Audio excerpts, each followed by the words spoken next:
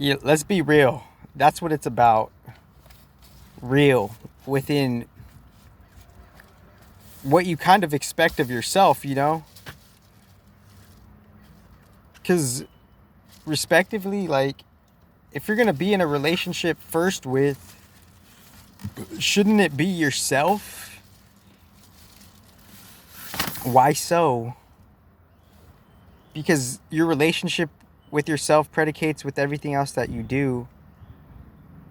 So, what is the relationship with yourself? Is it well taken care of? Is it healthy within the roller coasters of life? Other people's roller coasters, not necessarily even being your roller coaster anymore, disengaging, mutable earth, resetting, you know, keys, locks, key makers, locksmiths, even like blacksmiths, all the way to, wordsmiths to put labels on them. But, it could be likened or looked at as something like, something of like your own default level of you being your own key pretty much, and lock respectively, because more or less to the degree that you know yourself respectively in whatever earth is and whatever this liquid steel matrix is respectively, whatever the community and their wood, and going to their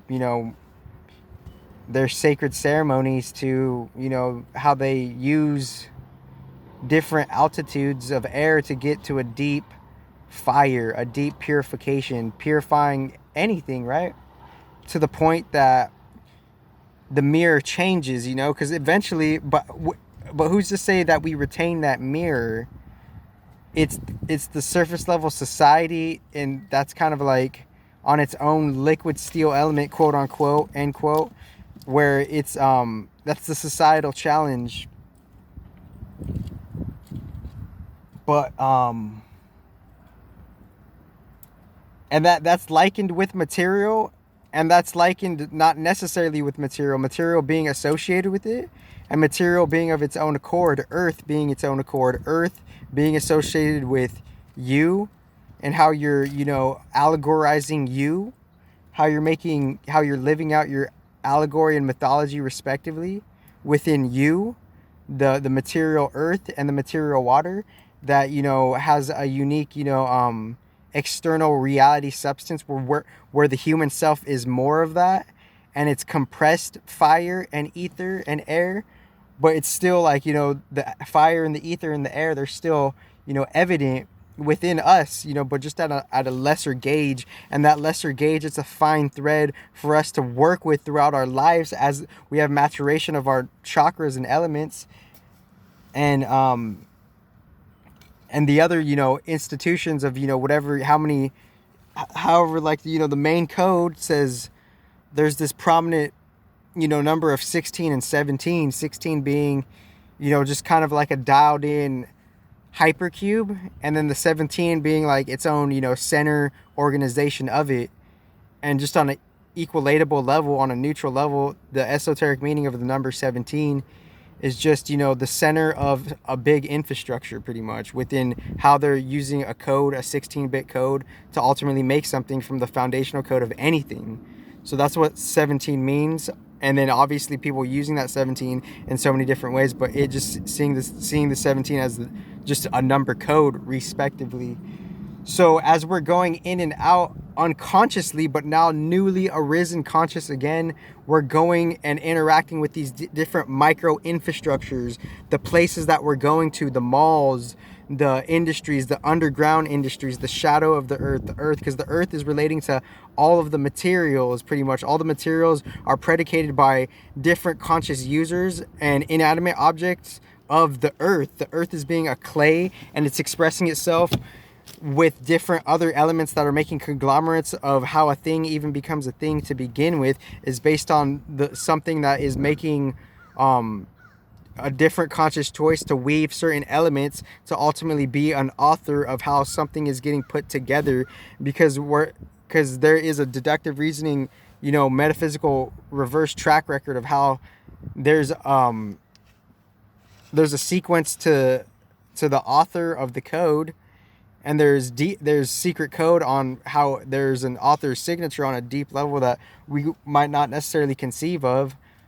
But it's ultimately Earth is being it's being kind of like hyperstructuralized in such a way that we're not necessarily privy to. And the hyperstructuralization of Earth is the Earth itself and the human itself and all the other species itself and their own, like, post-effulgence of how certain pre-alchemical elements collide into each other, and how a certain author uses that element to shape and form something to be with Earth, and within that Earth, we're a micro-conscious user of that. And within our esoteric emotional bodies, water bodies, our secret creative passion bodies, our intellectual, commune bodies of just like, the networks of how we, have like communication faculties to begin with air. It's played as an instrument within the earth, wood flute that you are, metaphorically, or the earth, clay flute that you are. And within that, we're using that earth to move as a spaceship and navigate through a labyrinth maze. And that labyrinth maze, we're compatible with particular resonances based on everything that we've done, subtle neutral karma. And within that subtle neutral karma, we're making our own locks and keys for ourselves. And we're like kind of unlocking and locking ourselves out of different places for better, for worse. And we're also like, more or less, and within that, we're creating a different type of security emotionally too. We're creating an emotional security based on what we're allowing to let in, as far as the doors of a castle and the doors let down of a castle. That's what we are akin to on a metaphysical level. And from that, we're also simultaneously the yin to the yang, or the yang to the yin of the lock is the key. So it's the lock and the key respectively, and it's the key and the lock in this particular unique original expression, most original, if that, just because, like, if it's possible, not to say it like I have a fucking, you just like stick up my ass, but like, who doesn't, because we're all on Earth. And if you say you don't, then you're just like, you're kind of artificial. And because like you're not seeing like how like we're all in this together, but you don't necessarily see that. So you're participating with the field of ignorance that's ultimately in a hyper other dimensional barrier chamber of a mathematical esoteric grid. You're kind of defeating yourself in the most neutral fashion.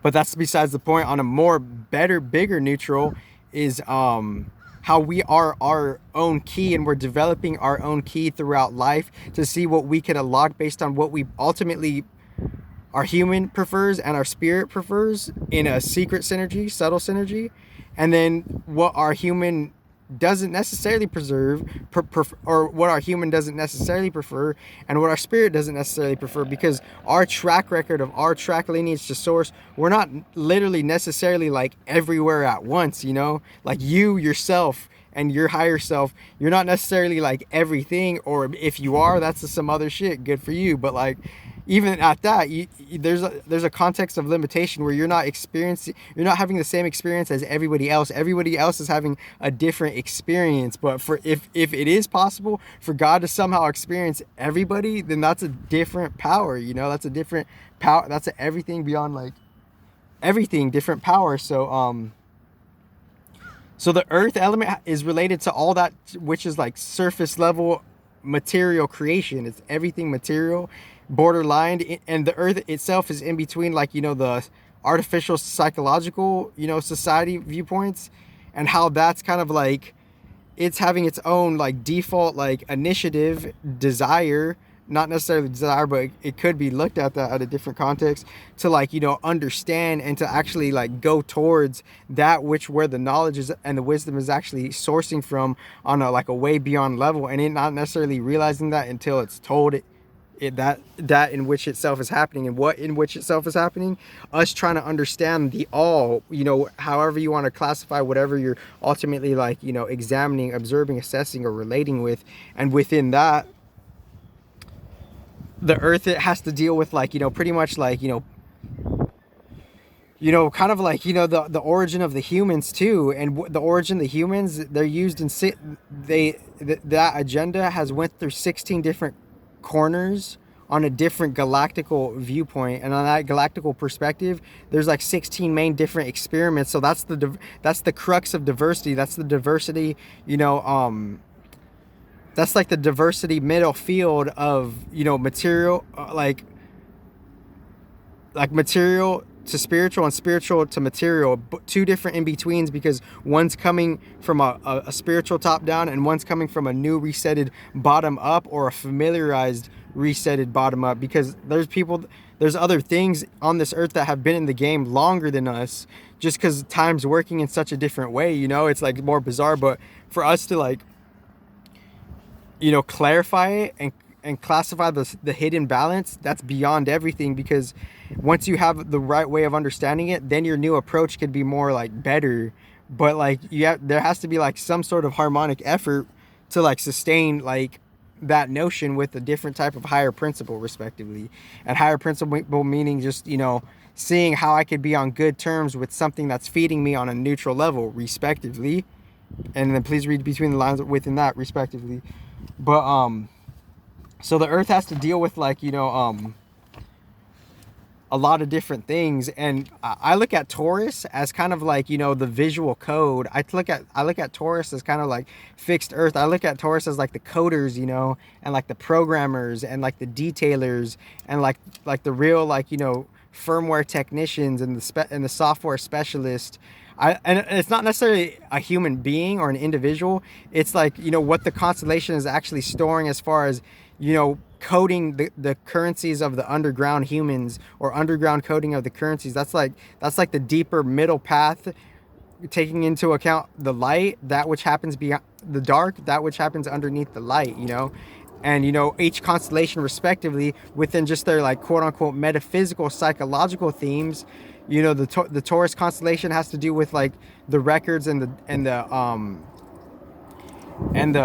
data observations of like, the human code and like the government code, because Taurus is second house, and that's visual. So there's a visual faculty and component going on, and within that fixed earth program, the program is in the second house, the Taurus. So the Taurus they're kind of like the fucking programmers, respectively. And those programmers, a certain energy within one context, within one form of itself, Uranus and Jupiter, they're quote unquote more physical, metaphysical, lesser spiritual forms. They're objects of themselves, their lower selves of their higher selves. The micro Uranus and Jupiter of their macro Uranus and Jupiter are in the Taurus constellation. So the Uranus metaphysical object and the Jupiter metaphysical object, we're seeing like so all the law is actually getting like perfectly resetted beyond our human mind, because Jupiter is like kind of like, the traditional culture of like of how we're bringing like the whole philosophical family together, and the philosophical like cultures together, and the traditions together. And then Uranus is like this secret, mad scientist. Who knows if he's balanced? Who knows? He's either extremely good or extremely evil, or maybe both, or maybe none. But what Uranus really is like, telling us is like, we're like imposing things. We don't really like, we don't really see things viscerally, because we're not seeing it from like a different heavenly point, and like we're totally mistaken on like what could actually be happening viscerally on a deep esoteric level. So within that mad scientist experiment, Uranus and Taurus, and a traditional like ruler of like like earlier like alien origins, Jupiter earlier alien origins, and Uranus like deep metaphysical like rocket scientist. That's completely within this time juncture. However we got into this slice of a time conjunction physical metaphysical arena space arena, in which we're at right now within this visceral physical time setting. There's a being that's influencing that's giving that energy and reflecting what it's been through, and it's kind of coming within the different revealances of light based on how we got this far to reveal, to like peer into this wavelength and this field and setting of a particular collective galactic sunlight, and just the basic positionings that we've landed in. There's a physical metaphysical map, the astronomy and the astrology, not the spiritual metaphysical map, but the physical metaphysical map of where there's like a surface level setting of where they lay to settle from a reflected different, you know, higher dream, because they're more closer to the inner realm on a paradoxical level. That which is out is more in, and you know, the outer planets, they're more out, but they're closer to a different field of consciousness, so that their perspectives are like ancient. You know, these planets are like all of these planets are like 96,000 years old plus within their own consciousness. And you look at the, so Mars is here, Michael's here, all of them are here in their own expression, but they're all everywhere because they have a different vantage point. But it's like, how are we harmonizing and balancing ourselves with those archetypes of their own physical, you know, entities and their mini micro deities and micro organizations? And how are we catching game of their like macro selves as well and balancing that? That's the essence of equilibrium. That's the essence of spiritual equilibrium. And so like, you know, so what's being transferred is a different spirit. We're recording and documenting the code from just a different higher heaven that already was pre-preserved, but it's just being reflected into us, and that's being magnified and like, you know, kind of thunderously, like, you know, reciprocated within this earth parameter chamber within the solar system. Everything's being shaken up from those particular frequency energy vantage points. So I'm pinpointing where the weather's coming from a different subtle level, and how that's gauged. The planets are creating the weather from their frequencies and how they're influencing everything on them. They're creating the metaphysical weather, and as they're doing that, that's trining Moon in Capricorn. And Moon is just like it's